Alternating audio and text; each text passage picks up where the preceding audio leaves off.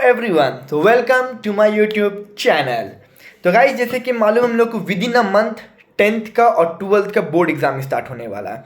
तो यहाँ पास बहुत सारे बच्चों का एग्ज़ाम के बाद जब रिजल्ट आता है तो क्या कंप्लेन होता है कि मैंने जितना एक्सपेक्ट किया था मार्क्स उससे कम नंबर आया। तो यहाँ पर उसी के बारे में बात करेंगे, किस तरह से आप बोर्ड का कॉपी लिखो, कैसा चेकिंग होता है, आपको सारा चीज़ नॉलेज होना चाहिए क्योंकि 10th और 12th के बच्चों को इस चीज़ का नॉलेज नहीं होता है, जिसके चलते एक्सपेक्टेड मार्क्स से हमेशा नंबर कम आता है।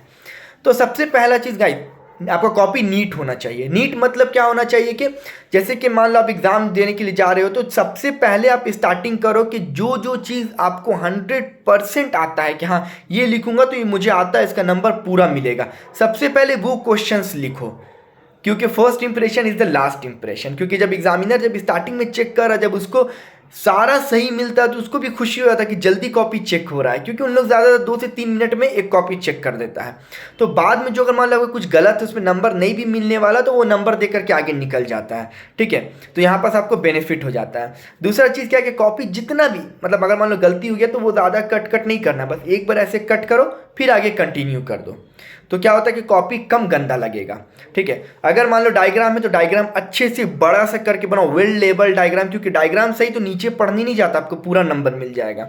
अगर थ्योरी का पेपर है तो एक एक पैराग्राफ नहीं लिखना है, पूरा पॉइंट वाइज लिखते जाओ, क्योंकि पॉइंट वाइज लिखने से एग्जामिनर को पता चलता है कि हाँ आपको आता है, आपने बहुत अच्छे से सजा करके आंसर लिखा है। तो वो चीज़ इंपॉर्टेंट हो, जैसे एग्जामिनर अट्रैक्ट होता है, आपको नंबर देगा। ठीक है, क्योंकि उसको पढ़ने के लिए भी इजी होगा। क्योंकि देखो सबसे पहली बात है कि जो वहाँ चेक करने के लिए जा रहा है एग्जामिनर, वो आपका कोई रिलेटिव नहीं है, वो जानता भी नहीं, उसको पता भी नहीं कि किसका कॉपी चेक कर रहे हैं हम लोग। क्योंकि जो स्टार्टिंग में रोल नंबर जहाँ पे लिखा जाता है वो पेपर फाड़ करके उसमें कोई कोड लिख करके और आपके कॉपी में कोई कोड लिख करके उसको अपने पास रख के आपका कॉपी भेज दिया जाता है चेक करने के लिए। तो यहाँ पास क्या होता है कि उसको पता नहीं होता किसका कॉपी चेक कर रहे, तो उन लोग के माइंड में सिर्फ एक ही चीज़ होता है कि आज ज़्यादा से ज़्यादा कॉपी चेक करके जाना है। तो उन लोग 2 से 3 मिनट में एक कॉपी चेक कर देता है, क्योंकि ज़्यादा कॉपी चेक करेगा तो उन लोग को हर कॉपी पे पैसा मिलता है, 25 से 30 रुपीज़ के बीच में हर कॉपी पे पैसा मिलता है। तो ज़्यादा नंबर ऑफ कॉपीज चेक करेगा तो ज़्यादा पैसा उसको मिलेगा, तो शाम के टाइम ज़्यादा पैसा लेकर के जाएगा। तो वहाँ पर जो चेक करने के लिए जाते हैं टीचर लोग, उनका सिर्फ माइंड में एक ही चीज़ रहता है कि हमको दूसरे टीचर से ज़्यादा कॉपी चेक करना है, क्योंकि ज़्यादा पैसा लेकर के जाना है। तो वो लोग टाइम बिल्कुल नहीं लगाता है कॉपी चेक करने में।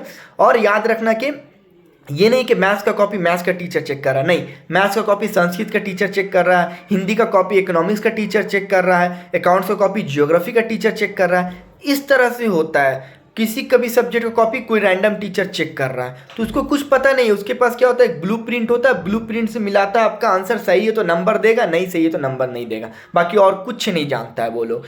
और ये याद रखना कि जो भी फाइनल आंसर आ रहा है उसको बॉक्स में लिखना, क्योंकि सबसे पहले फाइनल आंसर दिखता है। अगर फाइनल आंसर सही है तो सही, आपको पूरा नंबर मिल जाएगा, अगर गलत है तो फिर स्टेप मार्किंग पे जाता है। और सबसे इंपॉर्टेंट, अगर मान लो आपको नहीं भी आ रहा है तो फॉर्मूला लिख दो, गिवन लिख दो, half number 1 number step marking का मिल ही जाएगा। और याद रखना कि जो भी कोई भी स्टूडेंट ये नहीं लिख करके आना कि मेरे फैमिली में प्रॉब्लम है, मेरे पापा ये हैं, मेरे पापा वो हैं, मुझे पास कर दीजिए प्लीज़, पास कर दीजिए, पैसा डाल करके आ रहे हैं, नहीं, ये माल प्रैक्टिस में आता है और आप फेल हो जाओगे। ठीक है, आपको वहाँ से डिस्क्वालीफाई मतलब ऑलरेडी फेल कर देगा डायरेक्ट, तो वो सब चीज़ हरकत नहीं करें।